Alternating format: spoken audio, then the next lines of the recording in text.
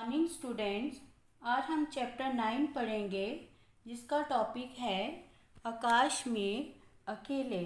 इस पाठ को लिखा है मेजर जनरल सूर्य प्रकाश भाटिया ने। आज मैं आपको इस पाठ का सार समझाती हूँ। आप सब बच्चों ने ध्यान से सुनना है। इस पाठ में फ्लाइंग ऑफिसर 6 सेखों की वीरता का वर्णन किया है। 14 दिसंबर 1971 को श्रीनगर हवाई अड्डे पर दुश्मन के 6 विमानों ने एक साथ हमला कर दिया।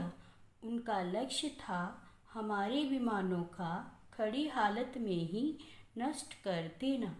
अब सेखों इस सोच में पड़ गए कि इस हमले के दौरान वे अपने हवाई जहाज़ को कैसे उड़ाएं, क्योंकि ऐसी स्थिति में जहाज़ की उड़ान भरना आत्महत्या के समान था। जहाज़ को उड़ाने के लिए उच्च स्पीड की ज़रूरत होती है, जो इस स्थिति में नामुमकिन था। बच्चों, सेखों ने अपना निर्णय लिया और हैंगर की ओर भाग गए। हैंगर होते हैं, यहाँ पे जहाज़ खड़े किए जाते हैं। जैसे ही शत्रुओं के विमान रॉकेट छोड़कर गोलियों की लगातार बरसात करते हुए ऊपर की ओर उड़े, फ्लाइंग ऑफिसर सेखों ने तब तक अपना हिसाब लगाकर इंजन स्टार्ट कर दिया था। अर्थात सेखों अपना जहाज रनवे की ओर ले आए और तेजी से गति देते हुए उड़ान भर ली।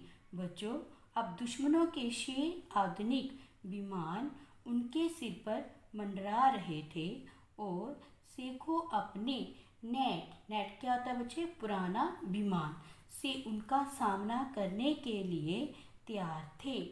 उन्होंने हिम्मत नहीं हारी और ऐसा जोखिम भरा काम कोई बिरला रणवंकुरा ही कर सकता है। अब आकाश में हवाई जहाज़ों के बीच खतरनाक युद्ध छिड़ गया।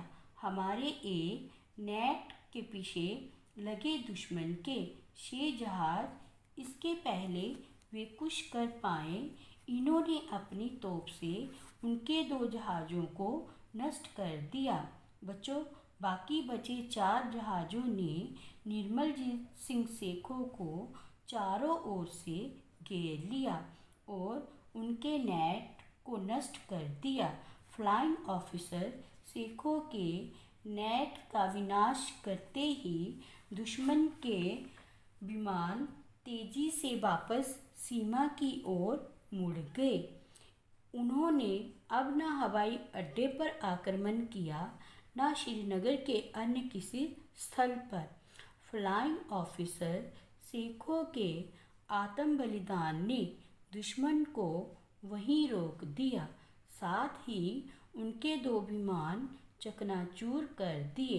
बच्चों, केवल 26 साल की उम्र में उन्होंने असाधारण वीरता का प्रदर्शन करते हुए अपने प्राणों की बलि दे दी और उनको मरण उपरांत सशस्त्र सेनाओं के उच्चतम होता है सबसे श्रेष्ठ वीरता पदक परमवीर चक्र से सम्मानित किया गया। तो बच्चों, ये था पाठ का सार। आपने चैप्टर की रीडिंग जरूर करनी है ताकि पाठ आपको समझ आ जाए और आप अपने मौखिक प्रश्नों के उत्तर भी निकाल पाएँ। इसी के साथ हम आते हैं शब्दत पर।